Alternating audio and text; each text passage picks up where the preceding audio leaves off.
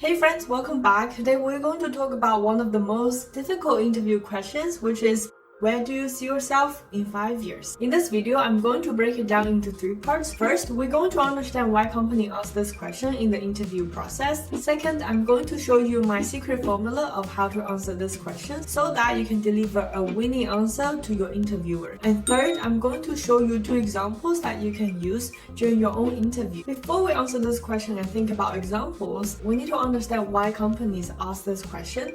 And the reason they usually ask this question is because they need to understand from the candidate whether this person has thought about their career. What you don't want to do is that you haven't thought about your career and they don't want to hire somebody who haven't thought about the career and they're searching for this job for the sake of finding a job. And another reason that they ask this question is because they want to make sure that what you are looking for is something that they can actually offer. And in other words, what you're looking for is also aligned with their company vision. And in this case, you want to make sure that you're not overly ambitious. For example, if you say you want to become the CEO of the company in the next 5 years, first, it's not realistic to become the CEO in the next 5 years. Usually it takes even 10-20 years to become the CEO of a company, and that answer will show you that you lack of some understanding or business acumen of how the companies work. Another thing you want to be aware of is you don't want to quote a specific title or the specific type of person you want to become, because the company might not actually have the space for you to become, for example, the CMO, the Chief Marketing Officer. In this case, you should focus on the skills that you want to gain rather than the person you want to become. So this brings us to the second part of the video, which is how can you answer this question? So I'm going to share you with my secret formula. When you answer this question, you should start with your long-term career goal and give them a reason of why you have this career goal.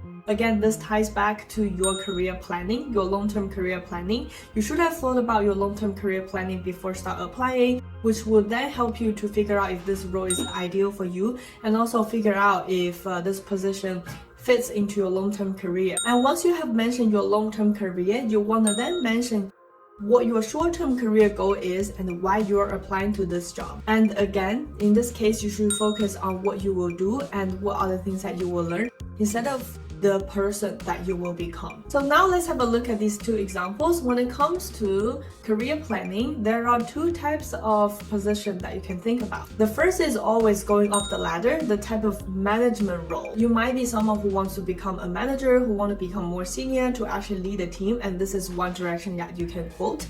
And the second way is always to become the domain expertise, whether it's like in accounting, whether it's like you want to become very senior in like tax management, sales or marketing. You want to drill down more into one area and then become the established authority in that space. So here I'm going to give you example for each. In the scenario where you want to become a manager, you want to lead a team, this is how you can answer this question. Essentially, I would like to lead a team and land a position in management because I enjoy working with people and I love to see them succeed. I'm looking for opportunities to gain valuable skills in management and to establish myself more in the senior position team, and this is why I am applying to this job because it's going to give me a big range of exposure in management.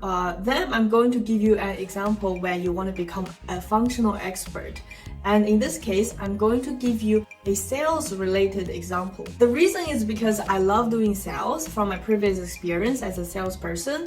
I love helping customers and I get to see the impacts that they receive from our business. I would like to further develop my sales skills and particularly focus on honing down my sales skill in wide range of different scenarios. And this is why I am applying to this job because it allows me to practice my sales skills in different scenarios and helping customers in different industries. So these 2 examples, not only they showed how passionate you are about the role that you are thinking about, and it also shows that you're very familiar with, what type of effort and work is required in order to achieve the goal, showing that you have done your research, you really know that you have signed up for this role, you have a strong reason. And this formula of long term, short term, and why you're looking for this job really helps the interviewer to understand your career inspiration for a very clear and logical way. So now you know how to answer this question. Make sure you use this formula in your own interview and let me know how it goes in the comment section. If you enjoyed this video, make sure you like and subscribe because I will share more videos like this. I'll see you guys in the next video.